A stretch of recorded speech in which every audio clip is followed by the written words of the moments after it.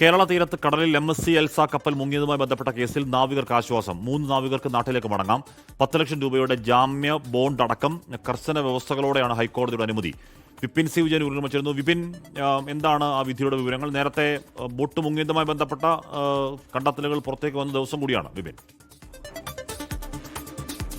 അതെ അശ്മി, 1 വർഷത്തിന് ശേഷം നാവികർക്ക് ആശ്വാസം. 3 നാവികർക്ക് അവരുടെ സ്വന്തം നാട്ടിലേക്ക് മടങ്ങാം. 7 പേരാണ് നാട്ടിലേക്ക് മടങ്ങണമെന്ന് ആവശ്യപ്പെട്ടുകൊണ്ട് ഹൈക്കോടതിയെ സമീപിച്ചിരുന്നത്. അതിൽ 2 പേരുടെ കാര്യത്തിൽ അത് തോപ്പുംപടി മജിസ്ട്രേറ്റ് കോടതിയുടെ റിപ്പോർട്ട് കൂടി പരിഗണിച്ച ശേഷമായിരിക്കും തീരുമാനമെടുക്കുക. ഒപ്പം തന്നെ ക്യാപ്റ്റൻ, ചീഫ് എഞ്ചിനീയർ എന്നിവരുടെ കാര്യത്തിലും ഇപ്പോൾ തീരുമാനമെടുത്തിട്ടില്ല. അതല്ലാതെ ക്യാമ്പ് റൂമിലെ ജീവനക്കാരൻ, ഒപ്പം തന്നെ കപ്പലിലുണ്ടായിരുന്ന മറ്റ് 2 ജീവനക്കാർ, ഇവരുടെ കാര്യത്തിലാണ് ഇപ്പോൾ തീരുമാനമെടുത്തിരിക്കുന്നത്. അവർക്ക് സ്വന്തം നാട്ടിലേക്ക് പോകാം. അവരുടെ പാസ്പോർട്ട് ഉടൻ കൈമാറുകയും ചെയ്യും. ഒപ്പം തന്നെ 10 ലക്ഷം രൂപയുടെ ബോണ്ടാണ് ഇതിൽ പറഞ്ഞിരിക്കുന്നത്. സാധാരണ ബോണ്ടാണ് കൊടുക്കേണ്ടത്.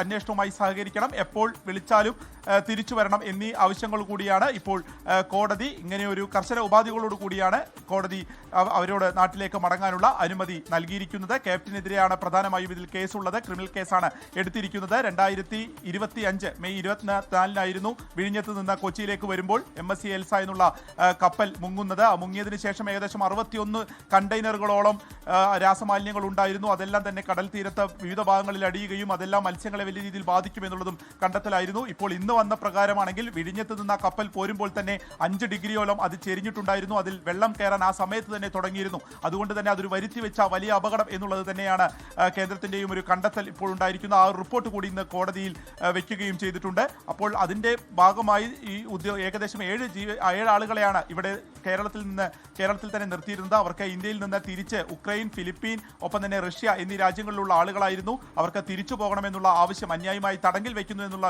ആവശ്യമായിരുന്നു ഹൈക്കോടതിക്ക് മുൻപാകെ വെച്ചത്. അത് പരിഗണിച്ചുകൊണ്ടാണ് കേസിൽ നേരിട്ട് ഇടപെട്ടില്ലാത്ത 3 പേരോട് നാട്ടിലേക്ക് മടങ്ങാൻ ആവശ്യപ്പെട്ടിരിക്കുന്നത്. അതും ഈ ഉപാധികളോടെയാണ്. അശ്മി,